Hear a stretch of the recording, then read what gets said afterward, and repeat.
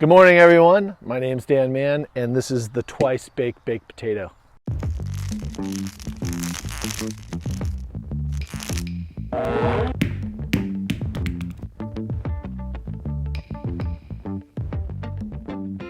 There's a lot to this board. Pretty intricate design, but I'm going to share three things with you today. First, of course, the obvious question is why then the twice baked compared to the baked potato, and what are the differences? The most obvious and the most, in your face change is this tail. The baked potato has this nice little diamond tail.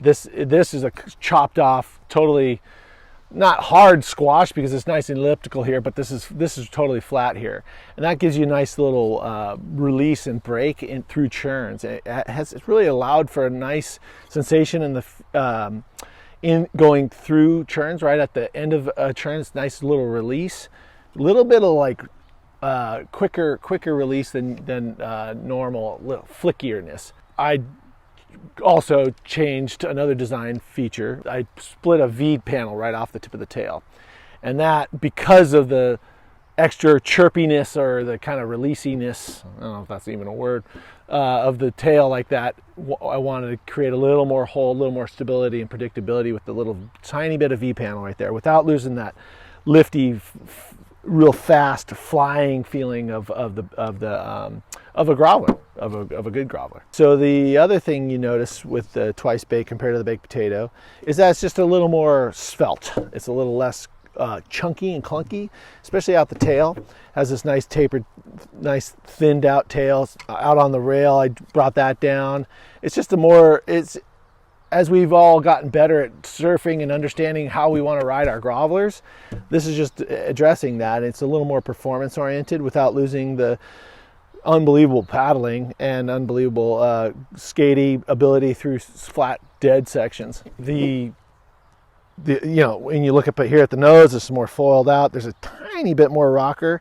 It's just a little more performance baked in, so to speak. To wrap that up, if you like the speed and the trajectory through flat sections, especially of a baked potato, you're going to like this a lot too, because those are all still in here. But what I've done, I hope, is I've addressed the ability to be more maneuverable, a little more control through your churns. And so the second thing is volume and sizing. Sizing is a big question, and I get a billion questions about it. Behind me here is a 5.3, a 5.5, and a 5.9. This is my personal 5.5. This is what I ride most of the time, even though I can get away literage wise with even the 5.1, but most of the time I ride the 5.5 and sometimes the 5.3.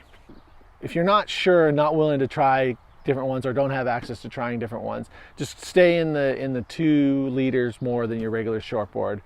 But you also have to consider, for me, the reason I don't go to the 5.3 every time, even though that's more appropriate for my volume, is I want a little more length for me personally.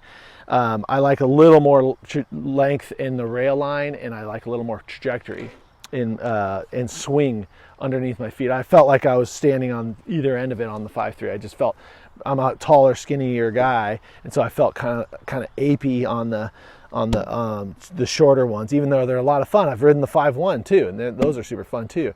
So you're able to ride a really big range. You just have to kind of ask yourself, what are you looking for? If you want to stay on the performance side, then you go ahead and keep it like a disc right underneath your feet for radical performance.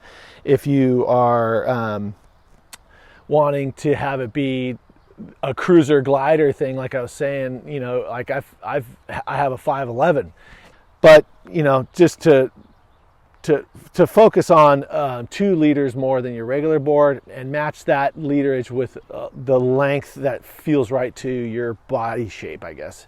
If you're a tall, skinny person, you might want to go even a little longer and focus on not the literage as much as the length, because the literage, they're so maneuverable. Like if you're off on your literage, it doesn't matter as much, because there's design features with the planing If you're a little under, the planing takes over, and if you're a little over, the maneuverability with the fin location, the rocker the way it is, you're still going to be churning a really high volume board for your weight and your body size. You're still going to be maneuvering it way more than a normal board. That's why these things have been so successful, I think.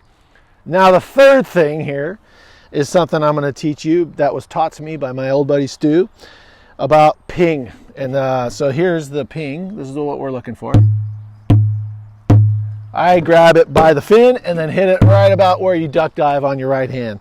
So the ping is that indication of where the board's at in terms of its vibrancy. Like when I'm listening to the ping of the board, I can intuit how resonant and how lively the board's going to feel based on that sound, based on the resonance of that sound. So when I hear that sound and hear the level of the ping or non-ping, I can intuit how much flex and how much bends there's going to be underneath the feet.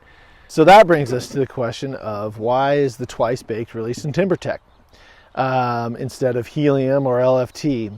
I've surfed all three and I've pinged all three, and we keep coming back to the TimberTech for the same reason that the baked potatoes released in TimberTech.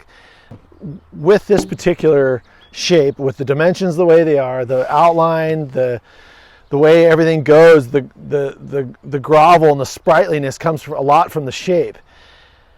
The TimberTech gives it the hold and the drive and the smooth and the connecting of the churns, and gives it that kind of stability and predictability underneath your feet. You know, everyone's talking about flex and this and that, and that all plays a significant role in the performance of the board and the way those materials go together with how you want the board to feel underneath your feet. But one thing that we're not really talking about too much and to date is the actual sensation of under the foot feeling. So independent from the flex is another feeling where guys are feeling a squish or a real rigid, firm sensation underneath their feet.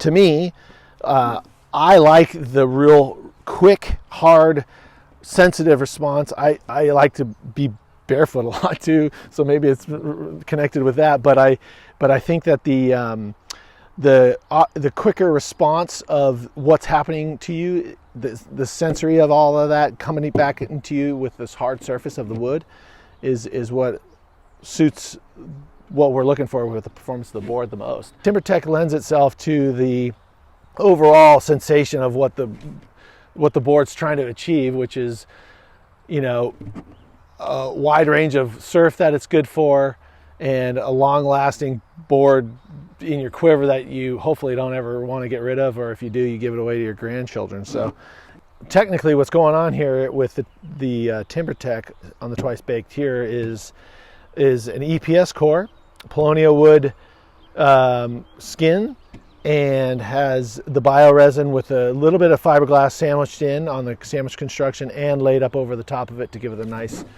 just has that nice look. And what you get with all these combinations of materials is a lot of drive, a lot of trim, and a lot of resonance, and a lot of great response that's long lasting too. You leave it in the sun or whatever and it doesn't get all dingy. You leave it in the back of your car, it won't get all dingy. It just ages really nice. Also, the reason it's in TimberTech and not helium is because how can you argue against how many people have had the regular baked potato? There's just thousands of them out there that people have loved, and why would you go against the grain on that one? Go against the grain, get it? All right, well, I hope that was very helpful. The twice bake is in surf shops now. It's on the Firewire website. I'll be putting up pictures on my Instagram. It's going to be a good time. Get out of quarantine, get in the water, hopefully have some surf on the twice baker.